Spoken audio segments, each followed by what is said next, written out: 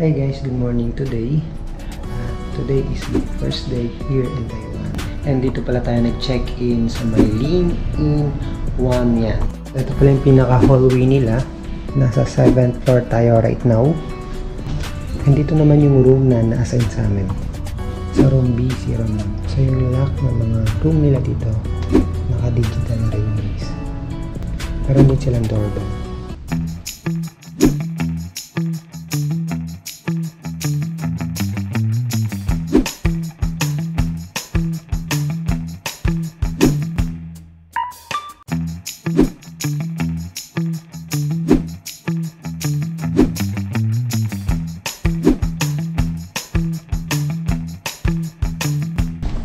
For now guys, bababa muna tayo kasi hindi na ako nakapagpapalit ng peso money to Taiwan dollar. So ngayon, susubukan natin kung meron tayong mahanap sa baba na ATM machine kasi right now, wala talagang kahit anong Taiwan money sa wallet ko.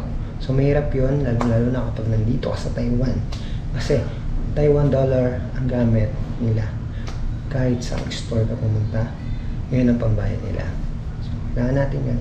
So tara, baba muna tayo. So ito yung elevator nila guys. Ito tayo ng ground floor.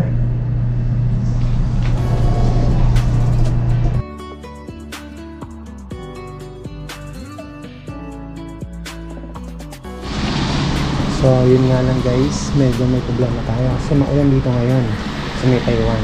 Dito tayo nakapagdala ng chinelas and wala din tayong dalang jacket. So yung temperature nga pala dito ngayon guys sa may Taiwan ay umabot ng mga 21 to 22 degrees. So medyo malamig.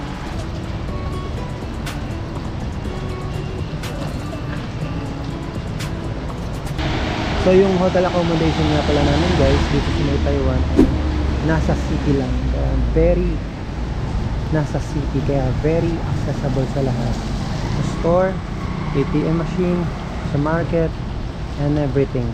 Very accessible sa lahat. Kaya hindi tayo mahihirapang bilhin yung mga pangangailangan natin dito pang-araw-araw. So ito nga pala yung building kung saan makikita yung hotel accommodation namin. So ngayon, susubukan natin mag-withdraw ng Taiwan dollar sa may 7-Eleven sa Taragon. So ganito pala guys, yung 7-Eleven dito sa may Taiwan. And meron, sa may signage, makikita nyo kung pwedeng mag-dine in. And makikita nyo rin kung merong ATM machine. And itong 2F, I'm not sure kung ano yung 2F na yan. So malalaman natin later on.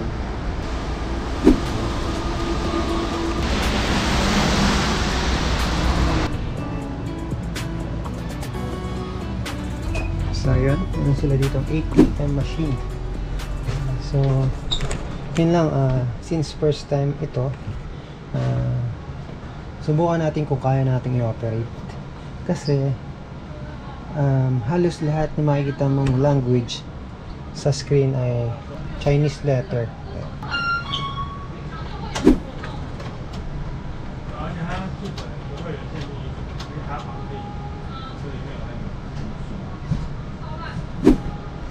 So meron naman siyang option na English guys. So kahit pa paano hindi tayo mahirapang mag-withdraw. Cash, withdrawal and cash advance. I think, ito tayo. Withdrawal and cash advance.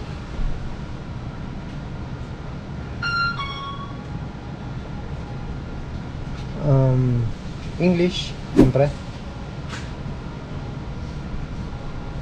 Please enter your PIN. So ayun, nailagay ko na yung PIN natin. Subukan natin press yung enter and then merong nakalagay, you'll be charged the ATM access fee for this transaction 100. Medyo malaki ito.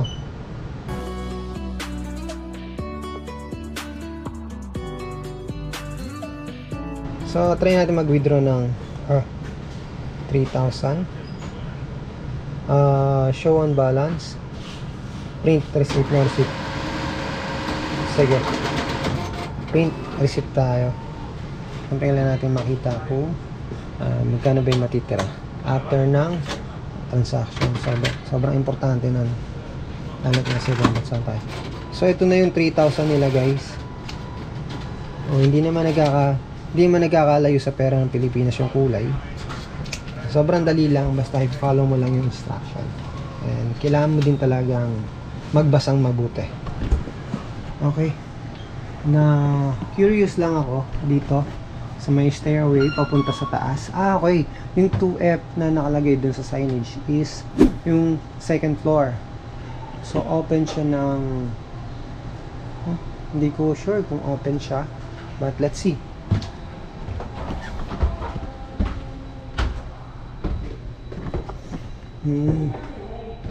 Sarado siya guys.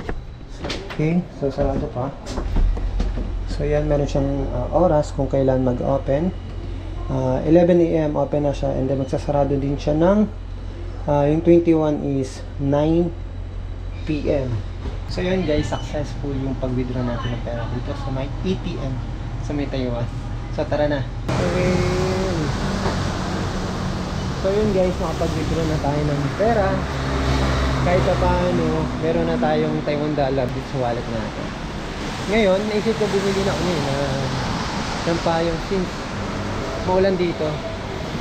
So tingnan natin kung magkano yung payong nila dito. Yeah. Ito ang liit to. How much this one? 990. 990. Okay. 990. Itong small, itong maliit na to 990. New Taiwan dollar. New Taiwan dollar. I think yung end is New Taiwan dollar. 990. Oh, sobrang liit. Almost 1,000. This one 500. 90 da. New Taiwan, this one. New Taiwan. New Taiwan. So medyo may kamahalan yung mga umbrella nila dito guys. The more na mas maliit yung size ng umbrella like this, yung size ng umbrella mas mahal like this. New Taiwan, 990 Taiwan dollar or New Taiwan. Okay.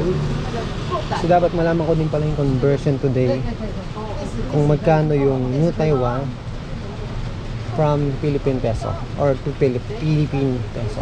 Ito guys, sobrang cute pero umaabot din siya ng 990 New Taiwan. The more na mas malaki, mas mura. Like this, ito medyo malaki siya, yung size niya. Umaabot siya ng 790 New Taiwan dollar. Okay. Yung mga kasama tayo dito namimili rin ng umbrella. Kasi nga guys, medyo masama ang panahon ngayon dito sa may Taiwan. Ayan, umuulan. So medyo mahirapan talaga tayo ngayong mag tour pag ganito yung panahon. But hopefully, sana we pray na sana maging okay din yung panahon mamaya para mas ma-enjoy namin yung tour. So babalik muna tayo guys na hotel. Hindi muna ako bumili ng payong kasi parang namamahalan ako. Hindi ko alam kung mahal kasi yun. Yung 990 New Taiwan dollar.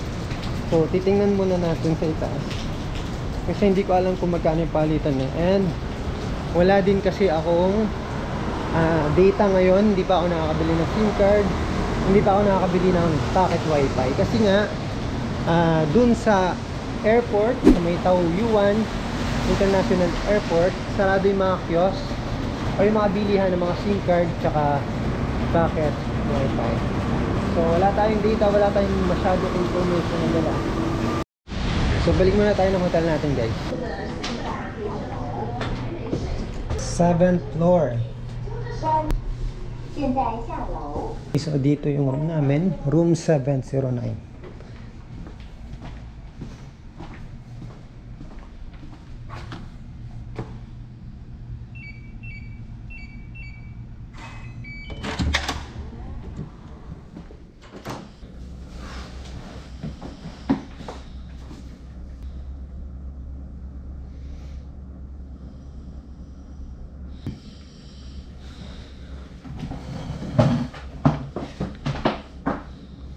So yung palitan ng piso to New Taiwan dollar ay 1.82 peso. Mainit. No, maulan? Ha? Maulan. Huh? Oo. Maulan sa labas. Nagulit nga ako paglabas ko. Maulan. Eh, ang ganda ng panahon kahapon, di ba? Pagdating natin. Tapos, I decide na bibili sana ako ng ng umbrella. And, Tapos. nag-inquire ako dun sa baba, nagtingin-tingin ako. Grabe, ang mahal pala ng mga umbrella dito. Oo, gawin. 990 Ay, nasa... Taiwan dollar. Oo. So magkano yun? Kung i-convert natin yun sa Philippine peso, aabot yun ng mga 1.5. So ang pinakamababang presyo ng umbrella na nakita ko kanina ay nasa 750 Taiwan dollar. So magkano yun sa Pilipinas? Kung ang palitan ng piso to Taiwan dollar ay 1.81. So check natin. Mag-open tayo dito ng calculator. So ang pinakamababang nakita ko kanina ay nasa 750 New Taiwan dollar. Ta-times natin yan sa 1.81. So 1.3. Buti na lang hindi tayo bumili kasi nga mahal pala talaga. So maghahanap pa ako mamaya ng ibang store kung saan makabili ng umbrella. Siguro mahal lang talaga yung umbrella doon kasi nasa city or maganda yung pwesto niya at malapit dito sa hotel. So yun. Sana uminto na para hindi na natin kailangan bumili ng umbrella.